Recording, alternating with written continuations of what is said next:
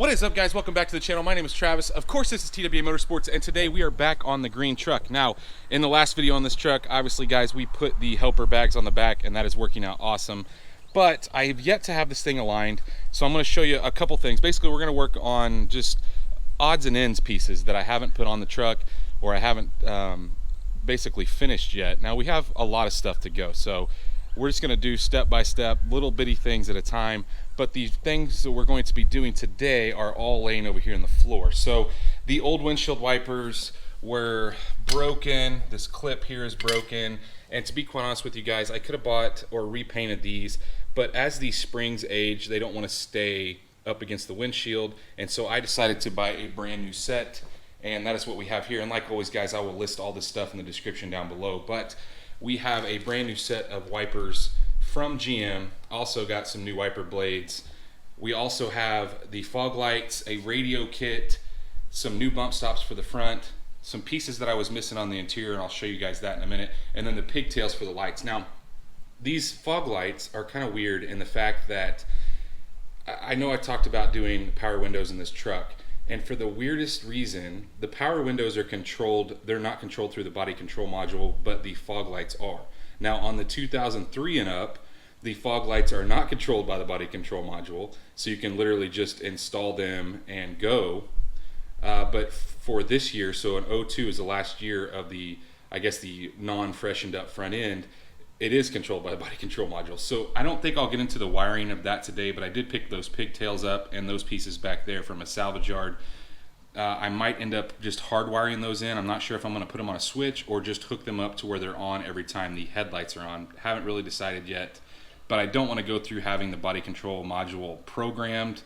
I just don't want to do that, guys. So anyway, today the bump stops we're going to put on, all the stuff that you see here. The windshield wipers are pretty self-explanatory. The radio and those pieces back there in the back, I'm going to show you here in the truck. But the bump stops, it is setting on the factory bump stops. They really need to be trimmed down. Instead of trimming them down, I decided to get some from Beltec. These should fit quite nicely. So we're going to obviously have to get the truck off the ground, get the wheels off. But on the inside, ever since I bought this truck, it had an aftermarket radio put in it. And just look at how crappy. I mean, obviously it's not hooked to anything. And then look how far it sticks out. I hate that. I don't really like the aftermarket radio anyway, but I do like the fact that I can hook my phone to it. And this will probably go later in, I'll probably put a double dent in, but for now I wanted to snug this up, and that's a relatively cheap kit to just basically take this radio out of this one and put it in the one that actually fits the truck.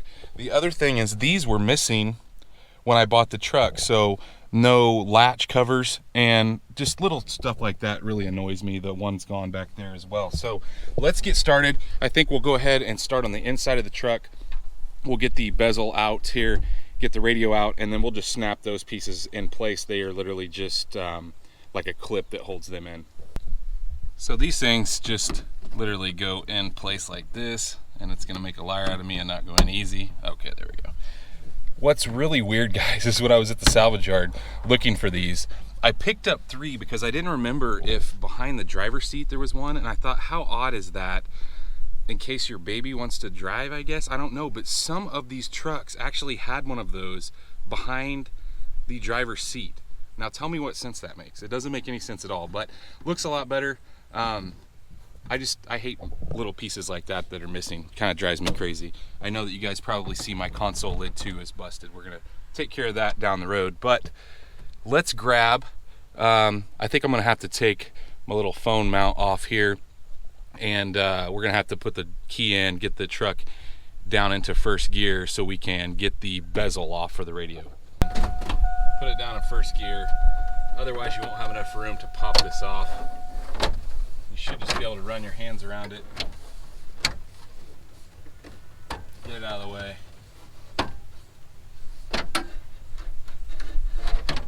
Be careful not to break your hazard off.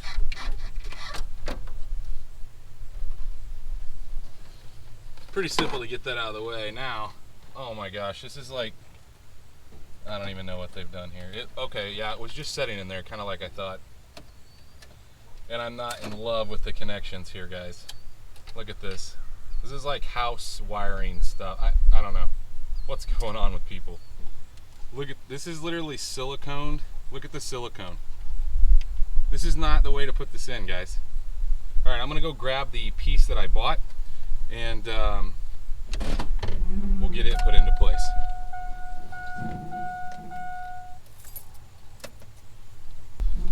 So as nice as that silicone piece looked, it's not staying. This has clips that hold the radio in place. So basically, I have to move that back down. Basically what happens is your radio slides in this little channel like this, and it clips. That's the way it's supposed to fit. Now why they chose to do it the way they did, I don't know. Sometimes you run into some issues if your radio is too deep. It goes too far back in the back. And so hopefully we won't have that issue. We won't have to trim anything. But wow, what a crappy install. And we'll fix this down the road when I'm gonna put some sort of stereo in this truck. So we will fix all of this when that happens. But I'm gonna go ahead and connect the basket here to this guy. And basically all you have to do is just bend those little tabs down. I'm not going to show you guys a full radio install because chances are you've probably done this before, but I'm going to get this bent into place. We'll get this slid into the dash and all back together. Now I have all my little tabs bent over. We're going to try to fix this mess. I don't remember which side this plugs in on.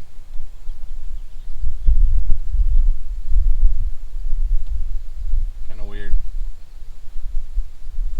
I don't know. This is the microphone for the phone, which I don't use a ton, but I'm leaving it in.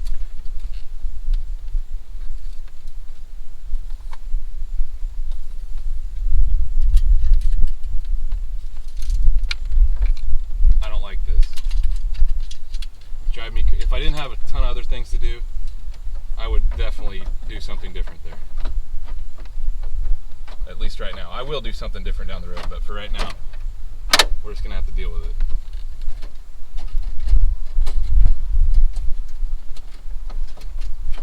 Like I said, we're gonna hope our radio is not too long, fits into place. Chances are it'll probably be too long.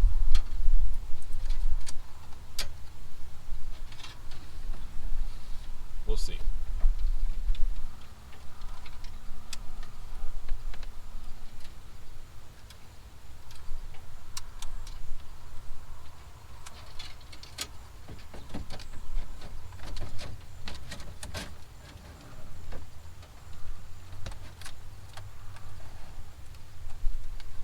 Not too long, but it's hitting the wiring back there in the back.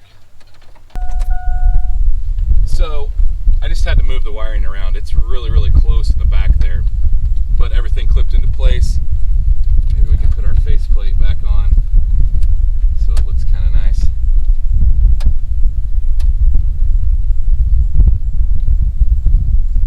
That looks way better, guys. So let's put our piece back on here.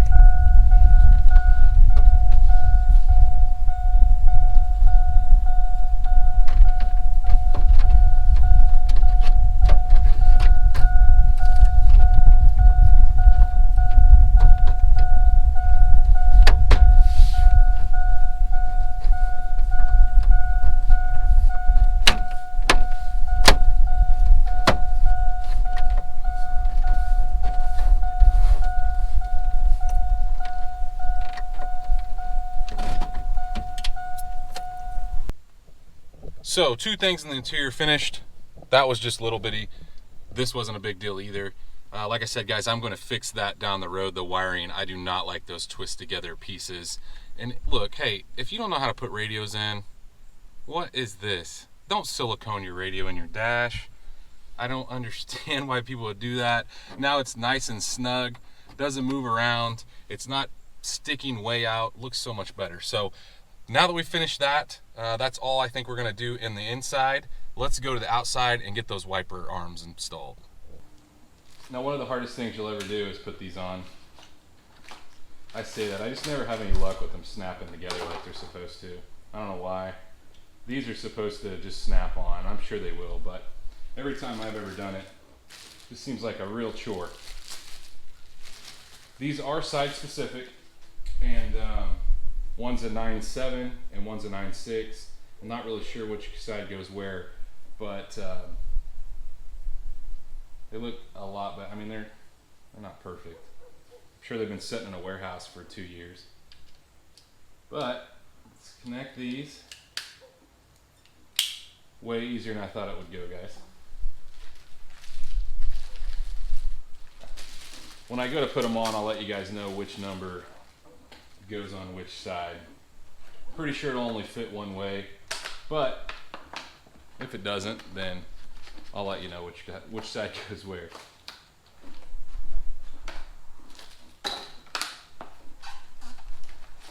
I didn't think getting it out of the box would be one of the hardest things. I love when you don't have to use like some attachment. It just goes together like it's supposed to. You'll also notice that, you know, this stuff gets brittle over time, so it's nice to have new line.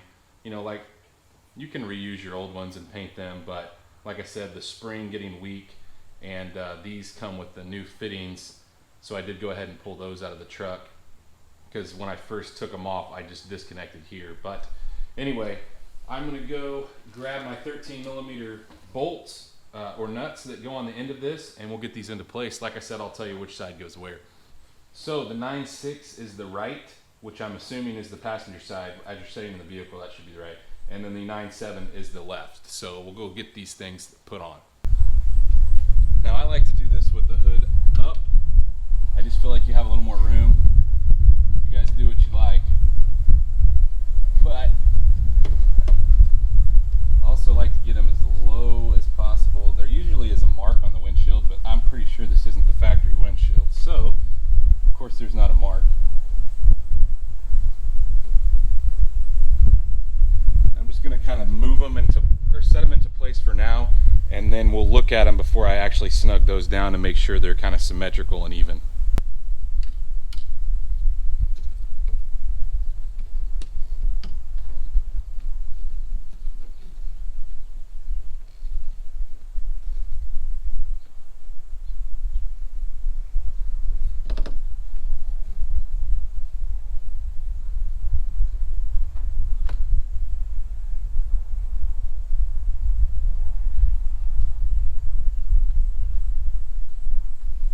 Let's shut the hood and take a look at them. I feel like this one over here needs to come up just a hair.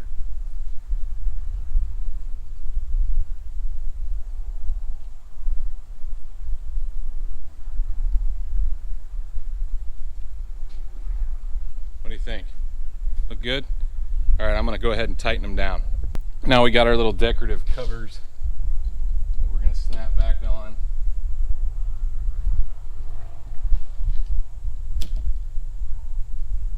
And another thing finished. So now,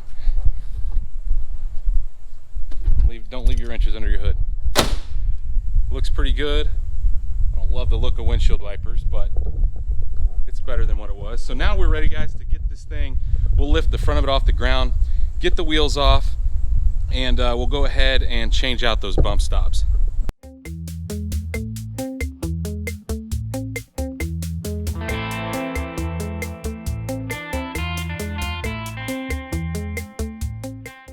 Now that we got our wheel off, let's take a look look how hard that's hitting. You can actually see, I don't know if you guys can tell, but you can actually see the outline of whatever's stamped on that. That's crazy. Anyway, guys, this is, let's take a look at the difference. See how much shorter that's gonna be? It's gonna be quite a bit shorter. So, we just need a 15mm to take that off. Now, unfortunately, I wish that like these manufacturers would get together and everybody do things the same, because every aftermarket part that you get is standard and every car part is metric. So I don't know, it would be nice if you could just take it apart with one set of wrenches, but that's just little stuff, not a big deal, I guess. Anyway, we're gonna get that one off, and then we'll put the new one into place, which is a 9/16 on the tightening that one up.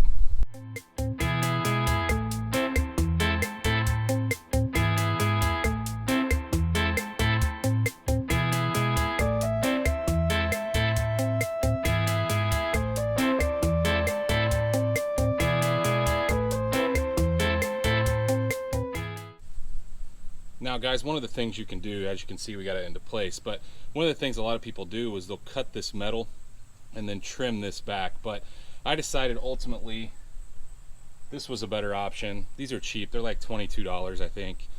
And there's that piece that you could see stamped that was hitting so hard. Now on the four-wheel drives, this is part of the suspension, so you make sure that you leave this touching, but in the two-wheel drives it's not necessarily part of it, so should ride a little smoother in the front. Now I haven't driven it a whole bunch, like I said, because I haven't aligned it, but this one also has a centering piece. You can see there's a little piece there that makes it set in a certain channel. Now this obviously isn't going to have that, but no big issue. Just snug that down. It does have a nylock nut on it, so you don't have to worry about putting like a lock wash or anything under it. So now let's go ahead, get the other side done, get the wheels back on, and then we'll move up to the fog lights, I guess.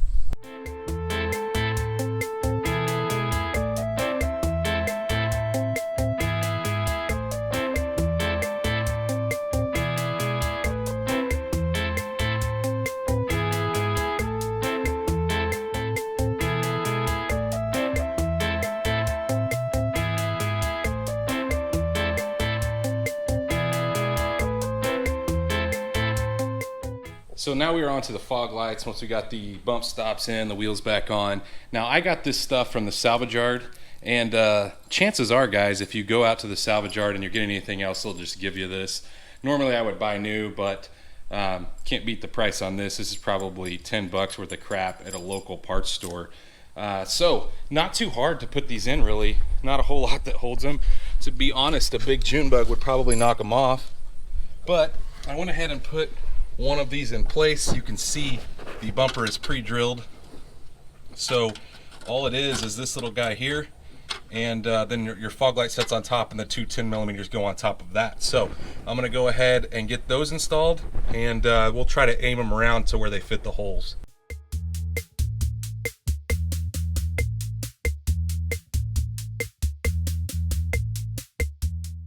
Holy cow, they fit like crap. So man, I've moved them, adjusted them, and look at that gap, guys. Of course, they mount on the actual chrome part of the bumper, and you can only go so far forward. They really need to come quite a ways forward, and I did put a washer under this side, but it's still, I may have to put another one under there just to get it somewhat centered, because they don't bend. It's a plastic bracket.